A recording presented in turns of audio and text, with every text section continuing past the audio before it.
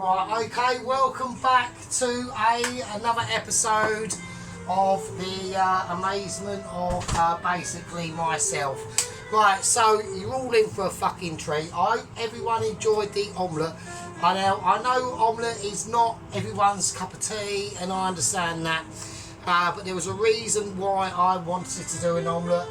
A, because I wanted to do an omelette. B, I like omelettes. C, I haven't got an omelette in my back catalogue of pure amazement. Wooden spoon. And C or D, that's all I could really do, really. I'm really poor at the moment. Right, we are on Butlins again at the fucking third time this month. I had enough money to buy either some fags, no beer and no video, or buy the stuff for the video and have some beer. I've got a little bit of special faggage left and be on butt, so I've chosen the latter option. I'm going for buttage. I'm not putting candles on at right this moment. It's far too early, and these are basically, I've only got 2 candles left, so these are going to be used sparsely, alright? Because I would imagine this video could go on for a while. So what are we doing? Obviously you can see what we're doing in the title of the video. We are doing a minced beef and onion pie with awesome garlic and rosemary roast potatoes, with a nice succulent chickeny beef gravy and lemon infused garlic butter tender stem. That's what we're going for. So I was going to do this yesterday, but basically by the time I realised, I thought, oh, I need to go to the shops and get the mincemeat and all that business, I was far too smashed to get on my bike and go up there. If I'd have been a bit tipsy, possibly, but I was pretty smashed. I was well pissed, so that won't be happening. So there we go. So yeah, so all the other competitors have whacked up their videos today. Wild Man has made some cookies. They look fucking shit. His name is his troll. Yep, bet your ass I'm your troll, Wild Man, because you're shit and you don't show. If he, at least you show us the fucking food. I don't want to be standing there watching your gob munching the food, mate. Does my nutting. Show us the food and then eat it off camera. I don't want to see you slobbering over your fucking food. Anyway, that's Wild Man. It's just shit. Guzzling Gourmet still hasn't changed his camera setup. Fucking good luck. He's lost a subscriber as well. He was up to 165, back down to 164. Did tell you, Mr. Guzzling Gourmet, you need to change your camera setup, mate. It's shit. So he's refusing to listen. Who cares? Fuck him, basically. Right. That's the situation. So, right, now I've got a rolling boil of water going on here. Now I've got the potatoes. So we're going to do the roast potatoes first. I'm going to start boiling them off. Now we're going to go for some large potatoes, right? I'm not going to, I mean, I could actually put, I can't, can I? One of my big towels did actually crack last night because of the heat of this. So if you was watching that video at the end and I went suddenly silent, you could hear a little, and then I went silent and I shat myself because I thought I broke this. But luckily, I haven't, obviously. Right, so we're going to put the potatoes in. They're quite large. We don't normally go for massive, large roast potatoes like this, but this time I'm doing it. Now, they are baking potatoes, so they're not Maris Pipers or Reds or anything like that. I was going to get some red potatoes, but I literally, like, all these ingredients for this come to like £10.30. Well, I only literally had about 19 quid, so I still needed money left over so I could buy like my beer and shit. So that's why we've literally just gone with the bacon potatoes that we've got. They should be fine. We will see how it goes. The Pyrex glass dish that these potatoes are going to be roasted in, that's in the oven. But what we're going to be doing now is we're going to be making the actual pastry situation. So there we go. We have got updates. Okay, I've been given some I've been given some NASA film footage. Actually, we're not getting pictures anymore. We're now getting. He's actually got a little. He doesn't know it, so Flag Rider does not know that on his A's person, and it's actually located in his boot. Actually, he doesn't know it, and on his vehicle we've got a tracker. Okay, so NASA can actually track him and zoom in. So they can literally zoom in from outer space and literally get to like his face, like, you know, 720p digitally detailed picture situation, and we can see what has happened. It's right. He's had an accident. Okay, he's had an accident. And I'm awaiting another email for the following up footage of what happened. I've seen what's happened, and I could see other things going on in the background. We need to see what else has happened. Right, okay, so we need flour. Right, now I don't know how much flour to put in, so we're going to remove a little cup for a minute, because I don't think a little cup can do a lot in this situation. So we're going to whack in some flour. How much we're going to need, I have no idea. I really have no idea. We're going to need enough. I'm hoping that's going to be okay. If we have to add some more, we'll have to add some fucking more. Okay, so there's nothing I can do. Right, that's the flour that's in there. We're going to season that flour, alright, as well. Now, I haven't got any black pepper. I've just said I'm going to have to use white pepper instead, right? So if you don't like it, that is just how it goes. Right, also, what we're going to be putting in this is I want some. Now, I've noticed when I do pastry and I put some cheese in it, it's really nice.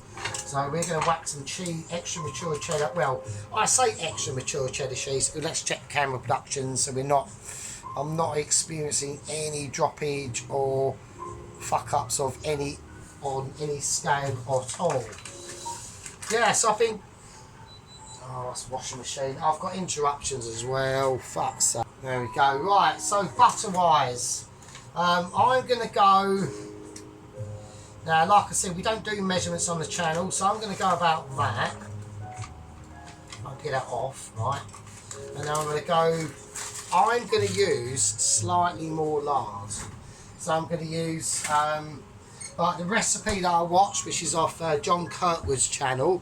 So when I do pies or anything like that, anything pastry, my main go-to channel is John Kirkwood on YouTube. He's very good. He's an ex-chef. So now, like I said, I've done a pie for quite a long while actually. I think the last pie I did was a chicken pie. I think. I'm not too sure. So we're going to go for. Let's have a look. So I want to go for slightly more butter than lard on this, alright? So we've got say 55% lard, 45% butter. I think that should be, because I want that pastry to be almost like a pork pie pastry. Do you know what I mean? So right, let's cut this butter up into chunks so it makes it easier for the machine to break it down. So we're going to use the machine, we're using the whizzer and hope that it works, okay. Right, so fat wise, lard wise, this is how we're going to do it, right. So yeah, it's a very nice, sort of overcast-ish, cloudy, sunny but cloudy Sunday, okay. So I've already been up to Waitrose to get all my bits. Now I've gone for, on the mince, I have gone. John Kirkwood did say don't use 20% beef mince. So I've done exactly that, and I'm using 20% beef mince. If it gets too oily, we can always drain the oil out anyway. So it's not like a major conspiracy. All right. Right. Let's get this on. So we're going to do this over here. I haven't put the cheese in yet, have I? So. Before I whack the cheese in, I want to just get this. I want to make sure that this is going to work. Right, here we go. Right, my name's Furitos. Hold on to your bum cheeks. We're going to add some cheese to this, and we're looking for some proper beef.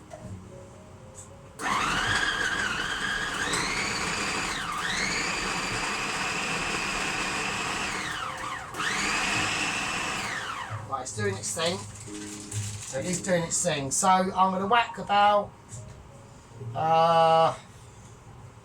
shall I be really naughty and just whack all of it in? Fuck yeah, let's just whack the whole lot of cheese in. Right, we're whacking all the cheese in. Now, I've just noticed, like I said, I've done pastry pies before, and I noticed that when you whack cheese in it, it just makes it better. Yeah. So we're looking for better. That's what we're not looking for worse. We're looking for better.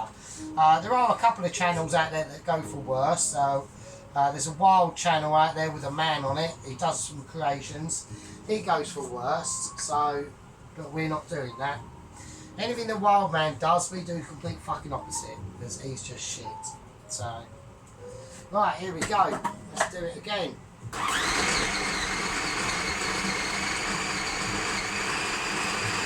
So I'm looking for a crumbly situation.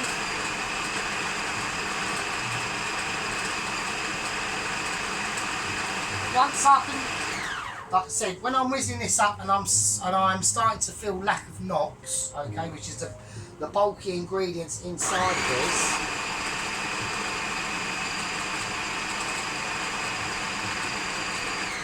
Okay, it's getting like crumbly now. So yeah, that's good. Okay, that's what we're looking for. Right, so let's go. So now I'm going to start to what I'm going to do. I've already seasoned this, haven't I? Have I seasoned the meat? Oh God, I've actually seasoned this. Oh God, say I have. Right, we'll put a bit of seasoning in it. Okay, let's do it again. It doesn't really matter anyway, does it?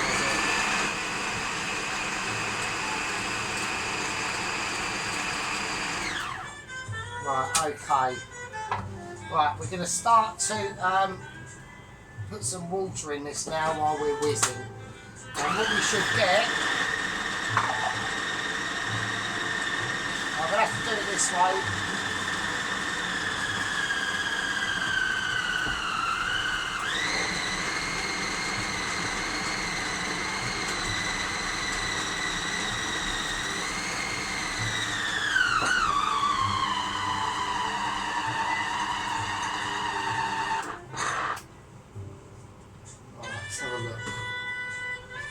Right, now,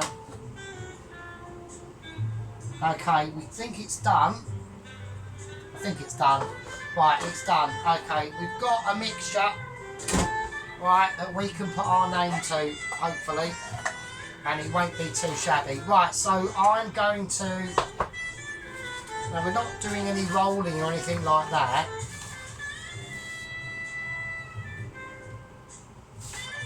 Just want it, I don't want it to stick to obviously the situation. Right, so we're going to pull this out. Oh God. Okay, I need the white spatula of joy to come out. So we've got a nice claggy dough mixture now, which is good. That's what I wanted. Okay, just get that off. Right, I'm hoping we've got enough dough. I think we have, obviously. I think we have, yeah. I don't think we're looking at... Oh shit, we're not looking at a non-dough-aged situation. We are looking for dough-aged. So there we are. So look, Sergeant's doing pastry. Look, we are doing some... So that's gonna... Yeah, I can actually smell the cheese in that. That's amazing. That's gonna be really, really good. Right, I'm pleased with that. I'm pleased how that come out. The whizzer did... See, what I noticed when I first started using the whizzer, because you have to have weight on it to keep the whizzer from popping off. And I was getting concerned by that at first, but now I'm comfortable with my whizzer. I'm feeling a whizzy scenario that's going on. Alright, I'm not a whizzer phobic. Okay, I may be lots of other phobics, but I'm not a whizzer phobic. So there we go. Right, here we are. So what I'm going to do. I'm going to try and scrape all this off as much as I can. Oh shit. Right, we're having moments. Well, I've got a moment of irritation. It's just glued to my knife. Right, so we need some plastic bags. So I'm going to get a couple of plastic bags. I'm keeping a fucking eye on that. Don't worry about that. That's going to be up to... We're going to let that go frosty, remember? And then they go straight in the fridge to cool down. Same as this dough. Right, so let's get the dough sorted out. Yeah, I've got plenty of dough here, it's fine. It's nice and soft, and it's nice and... I've got more than enough dough actually, so we are good in the hood. Right, well we're not in the hood, obviously, otherwise I'd have been stabbed ages ago. Right, so I want one for the top, one for the bottom. Right, okay. Yes, we've got a nice soft texture to this now. So like I said, it's got slightly more lard in it. Now I'll cut off the washing machine. So it's got slightly more lard in it. Okay. That's there, that one. So I am keeping a very close eye on them roast potatoes, them boiled potatoes that will be roast potatoes. So yeah, we've got loads of dough. We are not going to be short of dough.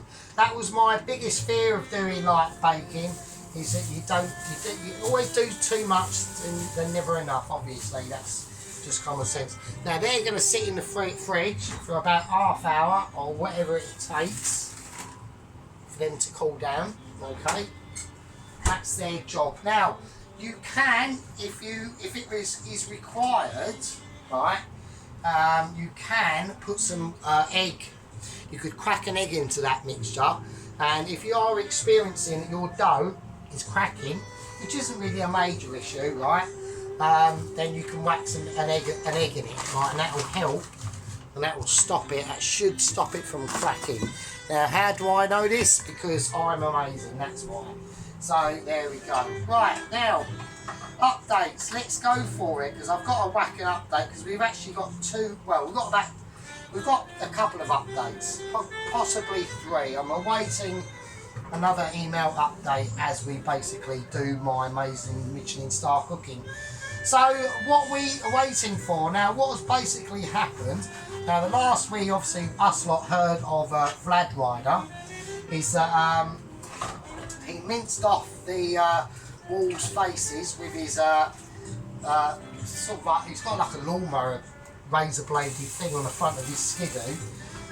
They were sniffing his piss. He turned the bike and the razor blades on. They started up and all their faces got minced off. So he basically in one foul swoop took out an entire pack of wolves. I thought to myself, well that's actually, I mean it's a bit mean but it's impressive. So what has gone on in the world of Vlad Ryder? Well, what's gone on is he's left that campsite and he was hacking through, the last we heard, not last you've heard, not me, because I'm obviously ahead of you on updates, because I'm getting the updates straight from Michelin HQ. Alright, the lower echelons of Michelin, but they're still Michis. They're just subordinate to the a higher authority of Michi. Now the last we've heard, he was hacking through a very snowy pine forest, right? Not densely pine forest, but enough for him to get up to like 30, 40, 50 miles an hour as he's hacking through his, I don't know, his 1500cc fucking twin 6-cylinder 2-stroke from hell. You can hear him a mile away. He's got his blades flowing. Anyway, basically what had happened is he'd stopped for a piss and he actually noticed that there was a lot of blood and guts and face tissue still left on the razor blades on his on the front of his skidoo. So he cleaned them off, and as he was cleaning them off he heard something rustling in the bushes, right? Anyway, his weapon of choice is in his backpack, attached to his skidoo. Silly move, he should always have it on him, right? He's turned round, hang on a second, so we had a bit of droppage there. He's turned round, now luckily, his skidoo was on idle, weren't turned off. He's turned round behind him and behind his skidoo, and he's literally seen a full-grown, fucking massive, bear as you like, grizzly bear, going full tilt at him, yeah? He's managed to jump on his skidoo and he's pinned that throttle and he's fucking left it. He's left it only just so the bear was literally within a whisker of being able to swipe the back of his skidoo, right, which wouldn't have done much, and it basically just got a face full of snow really, and 2-stroke petrol fumes. So he's managed to just get away just in time. But what's happened is he's basically gone such a rate, he didn't notice that there was a slightly small cliff. Now it's not major height that he dropped from, but as he, in a panic, he's actually flicked the switch for his razor blades on the front of his skidoo to start spinning up, and he basically went over this cliff and he's landed into like a little tiny gully, but sadly it was the in front of where this bear's den is, right? It's like a little cave, which I thought, well, that's, you know, all he's got to do is, you know, get out of that little ravine and just sod off and make his merry way. But sadly, the mother bear had left its cubs, and unusually the cubs were just outside the front of the cave, playing away. Well, the next thing they knew, up in the air, over comes Vlad Rider with his spinning razor blade, ploughed straight into them, and just sort of bashed into the snow. Bits of blood and cub fur, and like both of the bear cubs are dead. They've been minced, yeah. Now his skidoo got a little bit wedged in the snow, and there was blood everywhere. And the last we heard, we saw the mother bear looking over the cliff, looking down at Vlad Rider and the carcasses of her 2 cubs. Now, she let out a mighty roar. Vlad Rider was off his bike, trying to unwedge his bike from the snow. He looked up and we could see a picture from NASA of the terror in his eyes. And this is a man that doesn't get terrified that often. So he might be in a bit of trouble, because that's the last update I've got. I am awaiting another update of what's happened after. But as far as we know, he could be dead now. Yeah, he could have got mauled to death by a grizzly bear. He's just killed her cubs right in front of her. She literally, she was hot on his tail. She weren't that far behind him. She was only a few seconds behind him as he leaped off the cliff. Yeah, and she stopped and saw him ploughing into her 2 cubs who were playing in the front of the cave. He's realised what he's done, and he's thought, oh shit, I'm in deep doo-doo here, right? Anyway, so that's the situation. We're waiting updates. If he gets away with this, I will be amazed. I really will be. Because there's one thing that a mama grizzly bear does not like, and she does not like you mincing her cubs into shredded bits of small pieces that could be used for shredded wheat. That is a guarantee. Hang on a second. Right, there we go. So I had to have a piss there. So, right, yes, that's the situation. I mean, apparently I would imagine that when he looked up at her and she's fucking looking down at him, and she's, you know, when they stand up on their back legs and they do the fucking growly thing, he had that to contend with. And like I did say to Mitchies, I said, right, I do think it's a very, very dangerous practice for him to be leaving his weapon of choice in a rucksack tied to his skidoo. I don't think that's a very wise thing to do. He should have that on him. He should have that on him at all times, like strapped to his fucking back, mate. I would. Fully loaded, cocked, ready to go. Right, I've got the pan out. I've got the metal potato business out of the oven. Right, I've just whacked some lard in that. All right. I'm also going to put in a little bit of vegetable oil as well, only a little bit. We might actually, I'm going to see, that might be enough lard to do the potatoes with. So we're going to whack that back in the oven. I'm going to lower the heat down a bit because we just want it melted and up to a certain temperature. And these potatoes, I'm going to turn, actually I'll turn the oven off because these potatoes have got to cool down and go in the fridge anyway. So, oh, it's getting a bit transpondent there, isn't it? So, yeah, so that's the situation. I mean, he's only like about 200 miles away. He's only like about 250 miles into the journey. He's still got like, I don't know, what, 3,000 miles to go yet. He's got the rest of Russia to transpond across. all of Eastern Europe and Western Europe, and then he's got to make his way across the channel, which shouldn't be too hard. He'll probably just end up getting in a rubber boat and chucking his passport away, and then he's good to go, isn't he, really, to be honest with you? So yeah, so that's basically the situation. Right, I'm going to keep an eye on them potatoes. When they are fully frosted off and cooled down in the fridge, that is when we are going to start part 2 of this proceedings. Okay, so anyway, I'm going to call that part 1, yeah, and I'll see all you lovely people, yeah, and all the rank membership and gang membership, and I'll see you lot in part 2, and yeah, I can leave with you, I suppose. See you later.